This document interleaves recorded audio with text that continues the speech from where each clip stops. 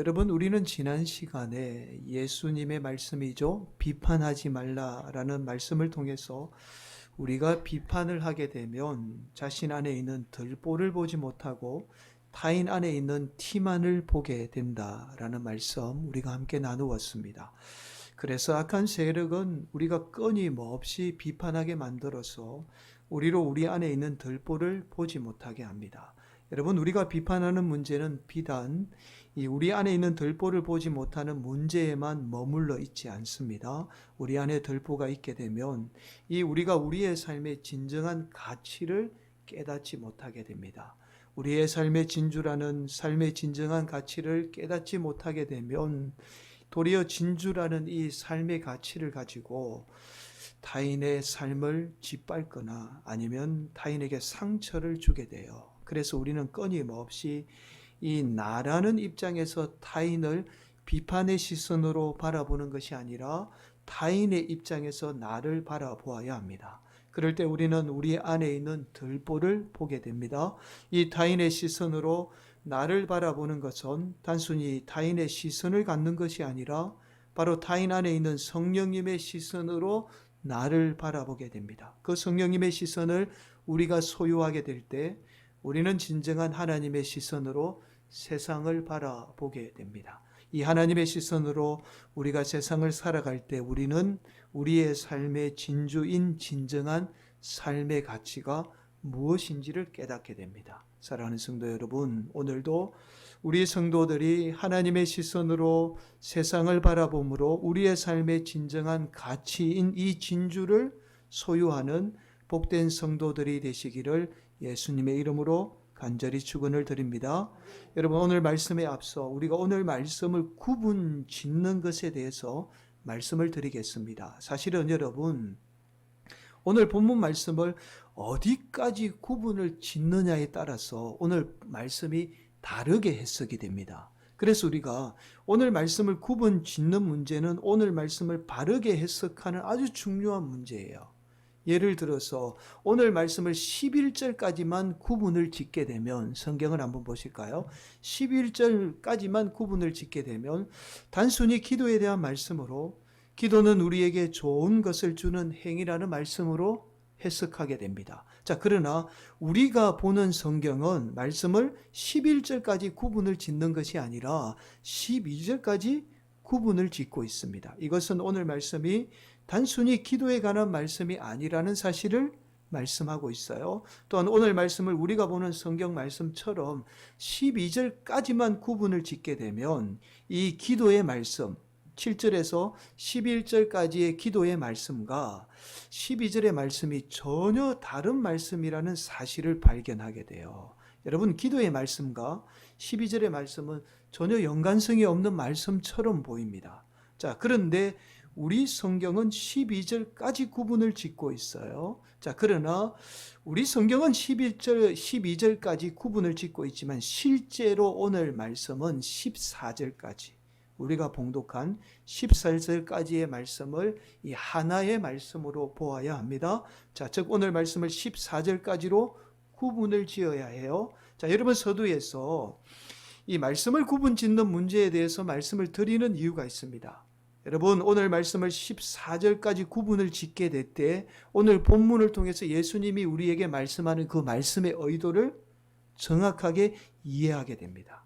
자, 여러분, 먼저 말씀을 살펴보도록 하겠습니다. 7절에서 11절까지 말씀은 기도에 관한 말씀이죠. 우리가 기도라는 행위를 통해서 구하고 찾고 두드리게 되면 반드시 하나님이 응답해 주시겠다라는 말씀이에요. 자, 그러나 혹 우리가 기도에도 응답을 받지 못할 경우에는 하나님이 우리에게 더 좋은 것으로 주신다라는 사실을 말씀합니다. 여러분, 11절 말씀이죠. 너희가 악한 자라도 좋은 것으로 자식에게 줄 알거든 하물며 하늘에 계신 너희 아버지께서 구하는 자에게 좋은 것으로 주시지 않겠느냐. 여러분, 모든 육신의 부모가 자녀에게 좋은 것 주기를 원하죠.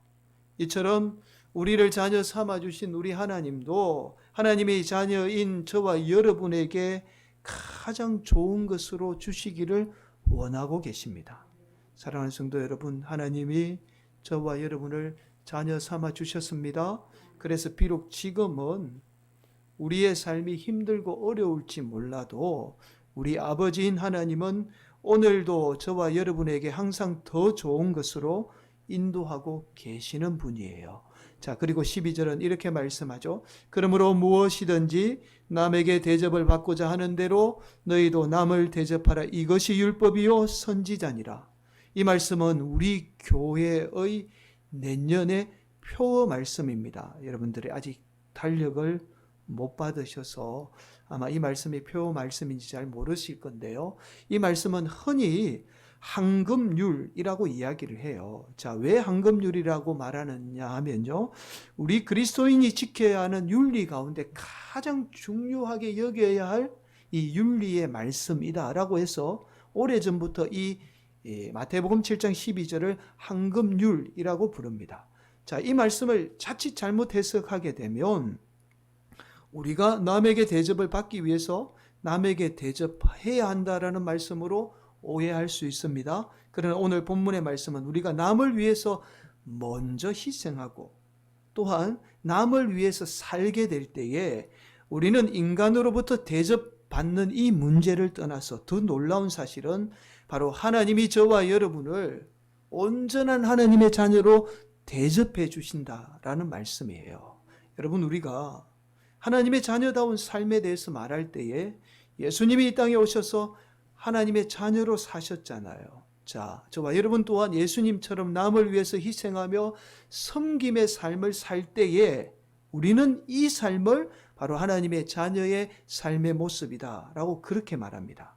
자, 그리고 마지막으로 13절과 14절은 우리가 너무나 잘 알고 있는 좁은 문으로 들어가라 라는 말씀이죠. 자, 13절 14절 함께 봉독합니다. 좁은 문으로 들어가라. 멸망으로 인도하는 문은 크고 그 길이 넓어 그리로 들어가는 자가 많고 생명으로 인도하는 문은 좁고 길이 협착하여 찾는 자가 적음이라. 여러분, 이 말씀은 우리 성도들의 삶이 멸망으로 인도하는 이 넓은 문이 아니라 생명으로 인도하는 좁은 문으로 들어가야 한다라는 사실을 말씀하고 있습니다. 사랑하는 성도 여러분, 우리가 보통 이제 오늘 본문을 접할 때마다 가지는 생각이 있습니다. 이런 생각이죠. 분명하게 예수님이 말씀에서 우리가 기도하면 모든 것 다 들어주신다라고 하는데 왜 내 기도에는 응답이 없을까? 심지어 더 좋은 것 주신다라고 하는데 왜 내 삶에는 더 좋은 것으로 주시지 않는가라는 거죠. 여러분, 하나님이 좋은 것으로 주신다는데 왜 우리는 항상 부족할까요? 그러면서 한편으로 이런 생각도 하게 되죠. 만약에 예수님의 말씀이 잘못되지 않았다면 내 기도에 무엇이 문제가 있을까라는 생각을 하게 됩니다. 여러분, 오늘 말씀을 통해서 가지는 이러한 생각은 우리가 기도를 단순히 이 강구의 수단으로만 보기 때문에 그렇습니다. 여러분, 기도는 이 좁은 의미에서는 우리의 필요에 따라서 하나님께 구하는 행위를 기도라고 말합니다. 그러나 반면에 기도의 넓은 의미는 우리가 삶을 통해서, 우리의 삶을 통해서 추구하거나 우리가 삶을 통해서 바라는 것이 바로 기도라고 말해요. 여러분, 예를 들어서 우리가 삶을 통해서 간절히 바라는 것들이 있잖아요. 또 추구하는 것들이 있죠. 이 추구하는 것들이 실제로 우리가 무릎을 꿇지 않아도 사실은 일종의 넓은 의미의 기도의 행위입니다. 자, 여러분 그렇잖아요. 우리가 삶을 통해서 간절히 원하는 것, 바라는 것 또한 사실 넓은 의미의 기도입니다. 우리의 삶을 통해서 기도하는 거죠. 자, 여러분 바로 오늘 본문의 말씀 또한 바로 이런 기도의 넓은 의미의 차원에서 바라보아야만이 오늘 말씀을 통해서 우리 주님이 우리에게 말씀하는 말씀을 정확하게 이해하게 됩니다. 여러분, 오늘 본문의 말씀을 기도의 넓은 의미에서 바라보아야 하는 첫 번째 이유가 있어요. 자, 오늘 본문의 말씀과 똑같은 말씀이 누가복음은 이렇게 말씀합니다. 앞에 한번 보실까요? 누가복음 11장 9절에서 13절 말씀 제가 봉독합니다. 내가 또 너희에게 이르노니 구하라 그러면 너희에게 주실 것이요 찾으라 그러면 찾아낼 것이요 문을 두드리라 그러면 너희에게 열릴 것이니 구하는 이마다 받을 것이요 찾는 이는 찾아낼 것이요 두드리는 이에게는 열릴 것이니라. 너희 중에 아버지 된 자로서 누가 아들이 생선을 달라 하는데 생선 대신에 뱀을 주며 알을 달라 하는데 정갈을 주겠느냐. 너희가 악할지라도 좋은 것을 자식에게 줄 줄 알거든 하물며 너희 하늘 아버지께서 구하는 자에게 성령을 주시지 않겠느냐 하시니라. 여러분 누가복음 11장은 오늘 본문의 말씀과 똑같은 예수님의 기도에 관한 말씀을 합니다. 그런데 우리가 구하게 되면 하나님이 반드시 주시는데 그 좋은 것이 성령님이다 라고 말씀해요. 자, 그리고 기도에 관한 말씀이 끝이 납니다. 바로 다른 말씀으로 말씀이 이어져요. 자, 그런데 반면에 오늘 본문의 말씀은 우리가 앞서서 살펴보았듯이 예수님이 기도에 관한 말씀을 하면서 남을 대접하는 문제인 이 황금률의 말씀과 또한 좁은 문으로 들어가라는 우리의 삶에 대한 말씀으로 지금 이어지고 있어요. 자, 예수님의 말씀인 이 기도에 관해서 말씀하면서 마태의 다른 의도가 있다는 사실을 우리가 알 수 있습니다. 여러분 또한 오늘 본문을 우리가 기도의 넓은 의미에서 바라보아야 할 이유가 있어요. 여러분 이건 조금 어려운 문제입니다. 바로 오늘 본문에 나타난 이 문법에 대한 문제예요. 여러분 오늘 본문 7절 말씀을 원문의 말씀으로 살펴보게 되면 세 개의 명령형 동사가 나타납니다. 여러분 7절에 보면 구하라, 찾으라, 두드리라 라는 이 세 개의 명령형 동사가 나와요. 여러분 그런데 보통 헬라어에는 동사의 목적어가 반드시 나타납니다. 우리가 무엇을 구하고 무엇을 찾고 무엇을 두드려야 하는지에 대한 목적어가 문장 속에 반드시 나타나야 합니다. 그런데 오늘 본문에서는 전혀 목적어에 대해서 말씀하고 있지 않습니다. 즉 이 말은 오늘 본문이 단순히 우리가 앞서서 살펴본 좁은 의미의 기도에 관한 말씀이 아니라는 사실을 말씀하고 있어요. 바로 넓은 의미의 기도에 관한 가르침이라는 사실을 말씀하고 있습니다. 우리가 삶을 통해서 바라고 원하는 삶이 무엇인가에 대한 예수님의 말씀이라는 거예요. 결국 우리가 삶을 통해서 바라고 원하는 삶의 모습이 이 기도의 삶의 모습이 바로 좁은 문이라는 사실을 말씀하고 있는 거예요. 그래서 마태는 예수님의 이 기도에 관한 말씀을 하면서 좁은 문에 관한 말씀을 하고 있습니다. 여러분 한 번 더 14장 13절 14절을 한 번 더 봉독합니다. 좁은 문으로 들어가라. 멸망으로 인도하는 문은 크고 그 길이 넓어 그리로 들어가는 자가 많고 생명으로 인도하는 문은 좁고 길이 협착하여 찾는 자가 적음이라. 우리가 삶을 통해서 바라고 원하는 이 기도의 삶의 모습은 결국 좁은 문으로 들어가는 삶을 살아야 한다라는 사실을 말씀하고 있어요. 자, 여러분 과연 그렇다면 오늘 본문에서 말씀하는 우리의 삶이라는 이 기도를 통해서 좁은 문으로 들어가는 삶이 어떤 삶인가라는 거죠. 여러분 많은 분이 오늘 본문에서 말씀하는 이 좁은 문을 이렇게 해석해요. 남들이 가지 않는 길이 좁은 문이다 라고 그렇게 해석을 합니다. 여러분 만약에 우리가 살면서 남들이 가지 않는 길이 좁은 이 문이라면 우리의 삶에 실제로 남들이 가지 않는 길은 존재하지 않습니다.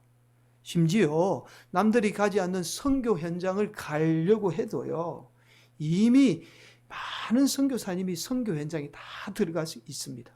실제로 이 말씀대로라면 우리가 저기 사람이 살지 않는 북극을 가든지 남극에 가야 합니다. 그래야만이 남들이 가지 않는 길을 갈 수 있어요. 결국 좁은 문은 남들이 가지 않는 길을 말씀하는 것이 아니라는 사실을 우리가 알게 돼요. 자, 여러분 여기에서 아주 중요한 말씀을 드립니다. 바로 좁은 문으로 들어가는 삶이란 12절이 말씀하는 남을 대접하는 삶을 말씀하고 있어요. 여러분 12절 한 번 더 봉독합니다. 그러므로 무엇이든지 남에게 대접을 받고자 하는 대로 너희도 남을 대접하라.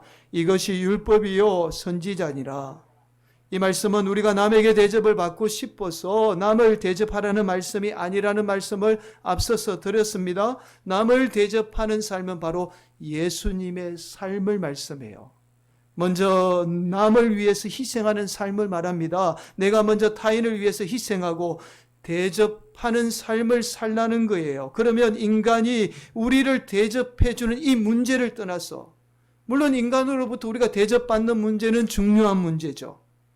그러나 더 중요한 것은 무엇보다도 하나님이 우리를 가장 값지고 가치 있는 인생으로 대접해 주신다는 말씀입니다. 여러분, 그래서 마태복음 7장 12절의 말씀을 앞서서 뭐라고 말씀드렸죠? 황금률이라고 말씀을 드린 거예요. 황금률이라는 것은 우리 인생에 있어서 가장 소중한 가치로 여기라는 말씀입니다. 바로 내가 예수님처럼 남을 위해서 희생하며 대접하는 삶이 우리 인생에 가장 가치 있는 삶의 기도가 되어야 한다라는 사실을 지금 말씀하고 있는 거예요. 그런데 여러분, 놀랍게도 오늘 본문의 말씀은 이것이 우리 인생의 선택의 문제가 아니라는 사실을 지금 말씀하고 있어요. 여러분 13절 한번 보시면 이렇게 말씀하잖아요. 멸망으로 인도하는 문은 크고 그 길은 넓어 그리로 들어가는 자가 많고.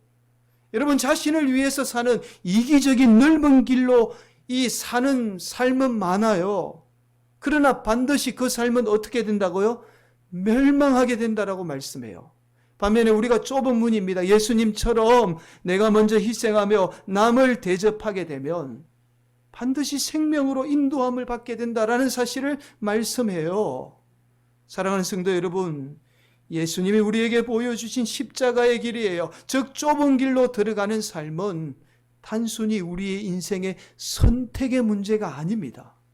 반드시 우리가 그 좁은 길, 그 삶, 타인을 위해서 내가 먼저 희생하며 대접하는 이 삶을 살 때에 우리는 생명을 얻게 돼요. 우리는 구원을 받게 됩니다. 여러분 안타깝게도 이러한 예수님의 삶을 살아내지 않는 성도는 구원받지 않는 성도라고 해도 가언이 아니에요. 왜냐하면 우리가 구원받은 성도, 정말 구원받은 성도는 어떻게 구원받았다는 사실을 알기에 반드시 예수님처럼 살게 됩니다. 여러분 또한 좁은 문으로 들어가는 삶은요, 반드시 구원을 떠나서 여러분의 인생 가운데 우리 주님이 가장 좋은 것으로 우리 인생을 인도하게 돼요. 그래서 우리의 삶의 기도가 바로 남을 위해서 희생하며 대접하는 삶을 살 수 있도록 우리의 삶이 날마다 구하고 찾고 두드리는 삶을 살아야 한다라는 말씀을 지금 하고 있는 거예요. 사랑하는 성도 여러분, 오늘도 우리 성도들 삶 가운데 좁은 문으로 들어가는 삶이 삶의 기도가 되는 복된 성도들이 되시기를 간절히 바랍니다. 그래서 세상 사람들뿐만 아니라 하나님으로부터 하나님의 자녀라는 대접을 받는 복된 성도들이 되시기를 예수님의 이름으로 간절히 축원을 드립니다.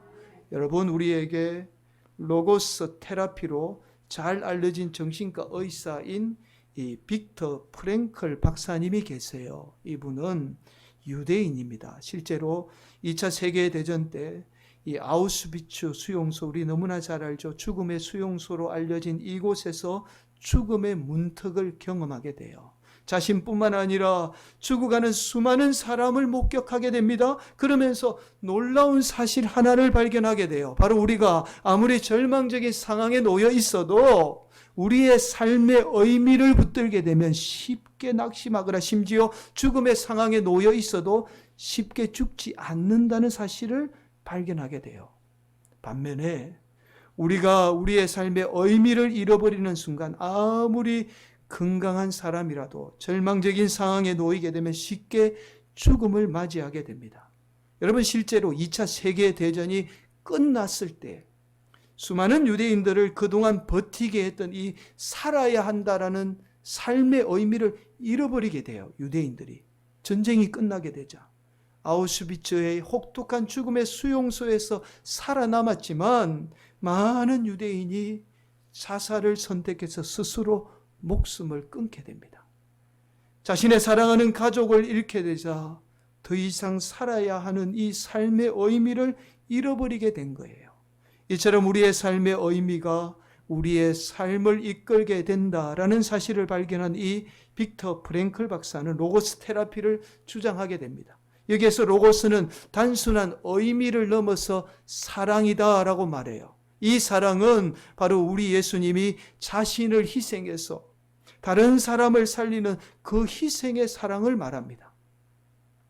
여러분, 이 빅터 프랭클 박사가 쓴 죽음의 수용소에서라는 책에 의하면 이런 내용이 나와요.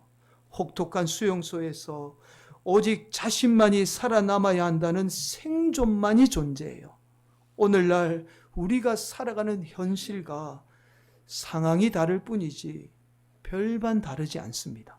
자, 이러한 수용소에서 한 번은 배급된 이 빵을 서로 먹으려고 싸우는 아버지와 아들을 목격하게 돼요. 바로 독일군이 이들의 싸움을 부추기게 돼요.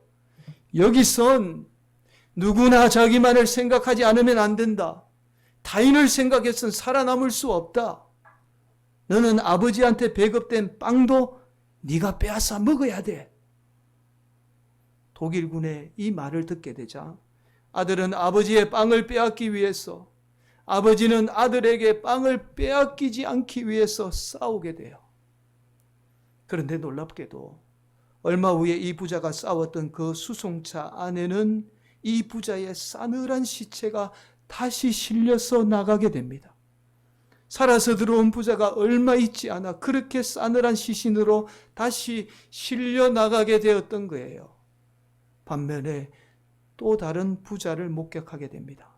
바로 죽어가는 아버지를 곁에서 간호하던 아들과 아버지의 모습이에요. 아들은 온종일 노동과 배고픔에 시달렸지만 죽어가는 아버지를 위해서 자신에게 배급된 빵을 기꺼이 내어주게 돼요. 그러자 아버지는 자신은 곧 죽을 거라며 도리어 자신에게 배급된 빵마저 아들에게 주게 됩니다. 이 일이 있고 난 후에 놀라운 일이 일어나요. 기적적으로 아버지는 건강을 회복하고 다시 일어나게 됩니다. 사랑하는 성도 여러분, 우리가 나를 희생하며 남을 대접하는 삶은 우리의 삶의 선택의 문제가 아니라 바로 내 생명을 살리고 나아가 타인마저도 살리게 돼요. 오늘도 우리 성도들이 자신만을 위한 이기적인 멸망의 넓은 문이 아니라 나 자신도 살리고 타인마저도 살리는 이 좁은 생명의 문으로 나아가는 이 삶이 여러분의 기도가 되기를 예수님의 이름으로 간절히 축원을 드리겠습니다.